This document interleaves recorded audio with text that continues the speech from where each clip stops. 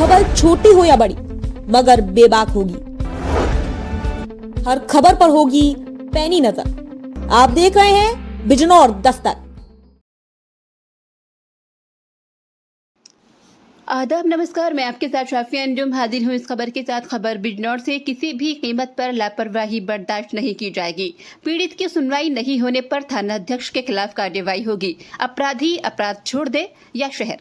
शामली से ट्रांसफर होकर आए एसपी अभिषेक झा ने बिजनौर जिले में एसपी के पद पर कार्यभार ग्रहण कर लिया है। पुलिस लाइन में एसपी ने आज मीडिया से बात करते हुए कहा कि जन सुनवाई उनकी प्राथमिकता है, साथ ही वो भ्रष्टाचार पर जीरो टॉलरेंस पर काम करेंगे। कानून व्यवस्था पर किसी भी तरह की लापरवाही बर्दाश्त नहीं की जाएगी। पुलिस लाइन में एसपी अभिषेक झा ने पत्रकारों से बात करते हुए कहा कि उनकी प्राथमिकता जन सुनवाई रही है और आगे वो जन सुनवाई को ही प्राथमिकता देंगे। साथ ही भ्रष्टाचार पर वो जीरो टॉलरेंस पर काम करेंगे। उन्होंने साफ तौर पर कहा कि भ्रष्टाचार को वो कतई बर्दाश्त नहीं करेंगे। साथ ही उन्होंने कहा कि किसी भी कीमत पर कानून व्यवस्था के साथ कोई लापरवाही बर्दाश्त नहीं की जाएगी। साथ ही उन्होंने कहा कि अगर किसी थाने पर पीड़ित की जन सुनवाई नहीं होती है तो थाना अध्यक्ष के खिलाफ भी निश्चित तौर पर कार्रवाई की जाएगी।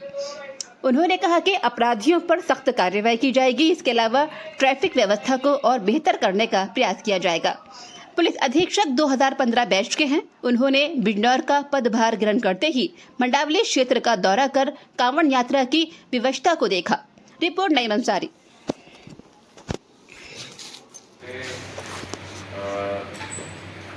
अपने जुरिस्डिक्शन को हमेशा रिस्पेक्ट किया है। मैं कभी किसी रिपोर्टर को फ़ोन करके ये नहीं कहता कि आप ये खबर चलाएं या ना चलाएं, तो मेरा जुरिस्डिक्शन नहीं है और मैं कभी उस चीज़ के लिए नहीं कहूँगा। मैं बस एक एक्सपेक्टेशन रखता हूँ कि अगर कोई सेंसिटिव न्यूज़ है तो आप एक बार if possible please confirm get our version so that हमारा वर्जन भी उसमें रिप्रेजेंट हो जाए। That is the only thing I expect. और आई एम श्योर कि मैंने 2 साल शामली भी बगल में ही है, तो मैंने कभी देखा नहीं कि कोई रिस्पॉन्सिबल न्यूज़ या इस तरह की कोई चीज़ मैंने देखी नहीं, तो मैं उसका कोई कमेंट भी नहीं करूँगा। और आपको अगर कुछ प्रश्न करना हो तो जरूर। कप्तान यहाँ रह गए हैं, उन्होंने थाने पे आदेश जारी किया था कि अगर किसी थाने के ज़्यादा फरियादी मेरे पास आए तो इसका मतलब वो थानेदार सुन नहीं रहा, तो उसके खिलाफ कार्रवाई होनी चाहिए। तो इस तरह का व्यवस्था होनी चाहिए। बढ़ापुर भी 60 किलोमीटर है। इस तरह के थाने कई सारे हैं जो बेचारे लोग, गरीब लोग आते हैं सुबह से शाम तक, तो इस पर भी कुछ फोकस होना चाहिए। आपके यहाँ अब आप बैठे हैं, आपके यहाँ आज ही आप कम से कम 100-150 फरियादी आ जाएंगे। कप्तान साहब रहे पुराने वाले, बहुत अच्छी जन सुनवाई उन्होंने करी, इसमें कोई कहने की कोई बात नहीं। लेकिन उसके बावजूद भी वो खुद परेशान थे कि इतने फरियादी आ कहाँ से रहे हैं। थाने में कोई नहीं जा रहा, सीओ के कोई नहीं जा रहा, एडिशनल के कोई नहीं जा रहा। देखिए, इसके दोनों एस्पेक्ट्स हैं। ये मतलब ये सिर्फ इस डिस्ट्रिक्ट की बात नहीं है, इसके दोनों एस्पेक्ट्स हैं। कई ऐसे केसेस में ये भी होता है, आदमी को अगर लगता है नेचुरली एसपी जो है वो डिस्ट्रिक्ट हेड होता है, तो उसको लगता है कि मुझे इमीडिएट रिलीफ अगर मुझे सीधे वहाँ से मिल जाएगी तो नो मैटर व्हाट वो आएगा, तो कहीं ना कहीं मुझे वो डिस्टिंग्विश भी करना है। तो दोनों चीज़ें, अगर मान लीजिए कंसिस्टेंटली किसी थाने पर जन सुनवाई नहीं हो रही है तो नेचुरली वहाँ पर वो पनिशमेंट के थानेदार हो।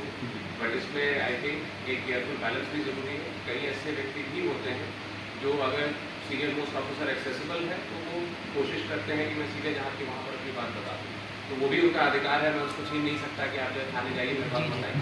तो आई थिंक उसमें मैं बैलेंस रखने की कोशिश करूँगा, और यदि कोई लापरवाही होती है तो डेफिनेटली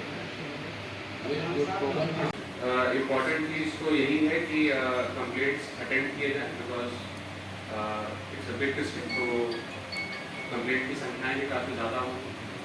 और मेरा पहला फोकस यही है कि अगर किसी की शिकायत है तो वो थाने लेवल पर फर्स्ट ऑफ ऑल अटेंड हो, बिकॉज हेडक्वार्टर्स दूर हैं।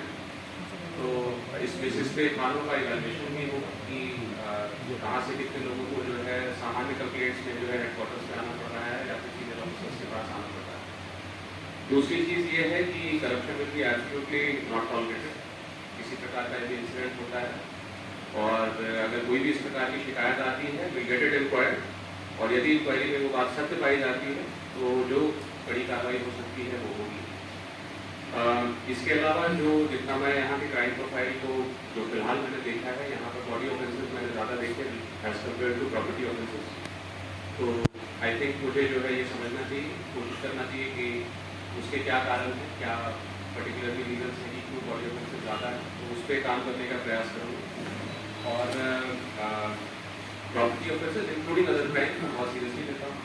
तो 112 के इवेंट्स को आई थिंक पहले भी यहाँ फॉलो किया जाता रहा है, और मेरी भी कार्यशैली में वो चीज़ मैंने इंक्लूड करने की कोशिश की है।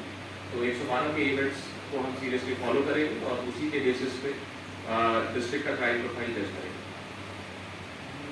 कप्तान साहब, जब फरियाद